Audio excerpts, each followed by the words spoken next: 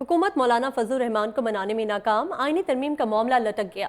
Senate और कौमी assembly के इजलास गैर मुअय्यना मुद्दत तक मुलतवी कर दिए गए। इसी पर बात करने के लिए सीनियर तजियाकार एंकर पर्सन मुनीफ फारूक साहब हमारे साथ मौजूद हैं। मुनीफ साहब, आपको क्या लगता है कि मामलात लटकने की वजह क्या है? देखिए, मेरे ख्याल में सबसे बड़ा जो इशू था वो आज हुकूमत इसको जितना मर्जी डाउन प्ले करे, लेकिन मेरे ख्याल में हुकूमत ने थोड़ा ओवर कॉन्फिडेंट हो गई थी कि हमें जो अददी अक्सरियत मिल रही है या हमारे नंबर पूरे हो गए हैं तो ये काम आसानी से हो जाएगा। हुकूमत ने शायद मौलाना फजल रहमान साहब के साथ जो गुफ्तगू थी उसको भी मिस कैलकुलेट किया है। और दूसरा जो आंसर है बड़ा इम्पोर्टेंट, वो ये है कि मौलाना साहब की साथ जो उनका मामला चल रहा था, शायद जो डिटेल्स मौलाना साहब उनसे मांग रहे थे वो भी हुकूमत ने उन्हें मुकम्मल तौर पर प्रोवाइड नहीं की।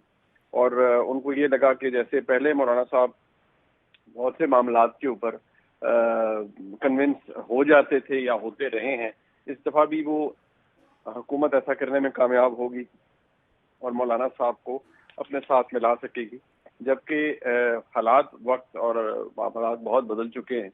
ऐसी सूरत हाल में हुकूमत के लिए बड़ी सुस्ती भी हुई है और हुकूमत को बड़ी बेइज्जती का सामना भी करना पड़ा है। मैं समझता हूँ मिस कैलकुलेशन और ओवर कॉन्फिडेंस ये एक बहुत बड़ी वजूहात थी हुकूमत को उस हजीमत की जो कि उन्होंने कल से और आज तक उठाना पड़ी।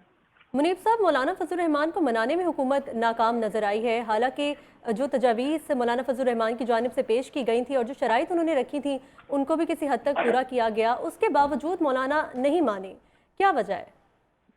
देखिए, मैं समझता हूँ कि मौलाना साहब ने जो जितना प्रेशर था, अब मैं ये नहीं कहूँगा कि पाकिस्तान तहरीक इंसाफ का प्रेशर था, लेकिन जो ओवरऑल प्रेशर था कि इससे अदलिया पर शबखून मारा जा रहा है, इसलिए इससे आइन का बेसिक स्ट्रक्चर डिस्टर्ब किया जा रहा है, so on and so fourth, बहुत सी चीजें थी। इनकी वजह से शायद उनको लगा कि हालात और मामलात वाकयात खराब हो गए हैं, इसलिए मौलाना साहब ने वक्त लिया है मजीद चीजों को डिस्कस करने के लिए। अब होता क्या है ये तो आगे जाके पता चलेगा। मौलाना साहब ने इनकार नहीं किया लेकिन इकरार भी नहीं किया।